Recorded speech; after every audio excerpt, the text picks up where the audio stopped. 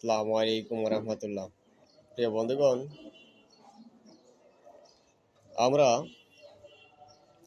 বাংলাদেশে বাস করতেছি ঠিক, কিন্তু রাজনৈতিক কিছু নেতাদের কথাবার্তা শুনলে আমাদের নিজেদের কাছে লজ্জা হয়।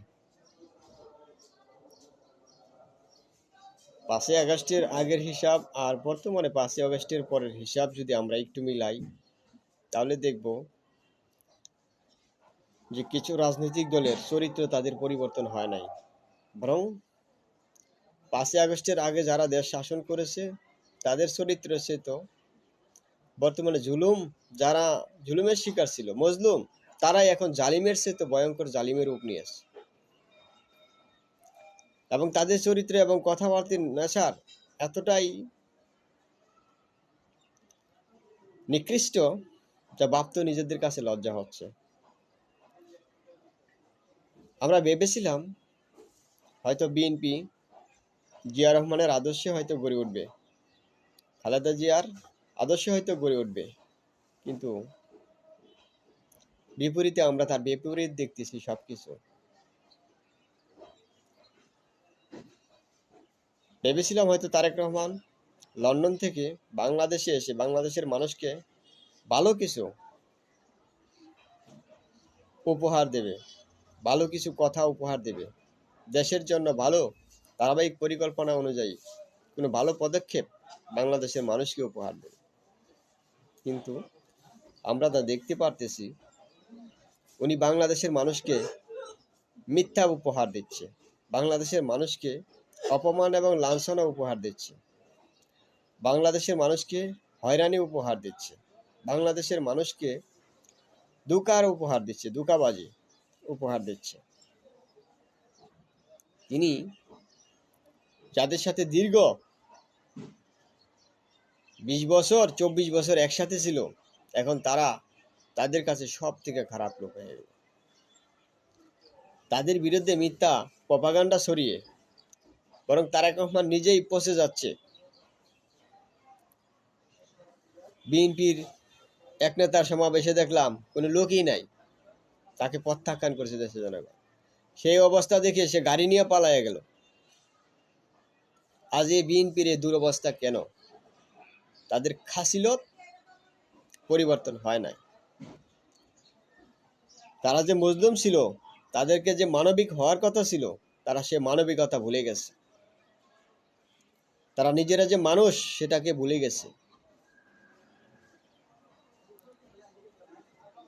তারা ভুলে গেছে আদর্শকে, জিয়া রহমানের আদর্শকে ভুলে গেছে।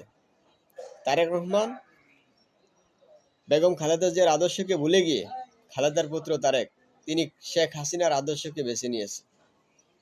তিনি ভারপ্রাপ্ত আওয়ামী লীগের দায়িত্ব নিয়েছে। সেজন্য ওনার সমাবেশে বলে, আমি মরে গেলেও জয় বাংলা বলে স্লোগান দিবে।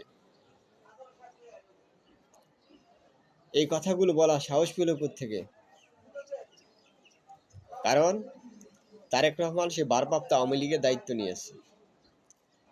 আমিরে জামাতের একটা ফেসবুক টুইটার অ্যাকাউন্টকে হ্যাক করে মিথ্যা অপপ্রচার পোস্ট করলো। আর মিথ্যা অপপ্রচারকে নিয়ে তারেক রহমান আরেক প্রকার মিথ্যা বাণিজ্য শুরু করে দিয়েছে। এতে কি তারেক রহমানের প্রেস্টিজ কমছে না বাড়ছে? আমার তো মনে হয় মানুষ এগুলাকে খায় না, থুতু দিয়ে ছুঁড়ে ফেলছে।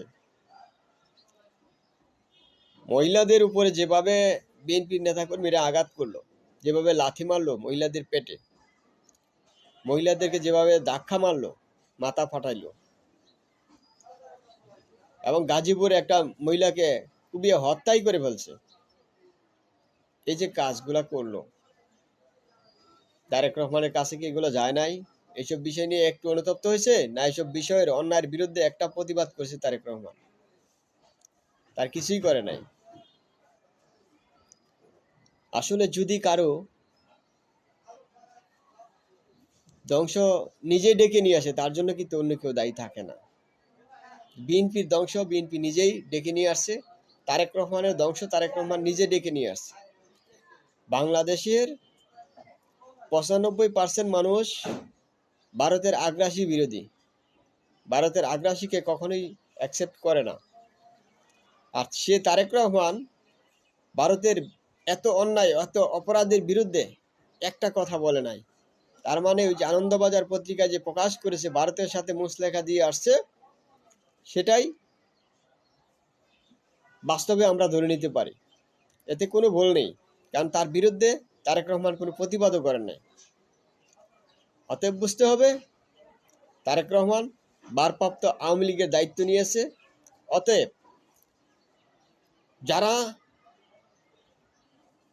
ভারতের দাবিদারি করে তারা কখনো দেশের বন্ধু হতে পারে না, তারা দেশের শত্রু, জাতির শত্রু। যে তারেক রহমান যে এত বড় মাথামোটা হবে এটা আমি কখনো কল্পনা করি নাই, কিন্তু তারেক রহমান অরিজিনালি মাথামোটা, শেখ হাসিনার মতো। শেখ হাসিনার পুত্র তারেক, এটাই বাস্তব।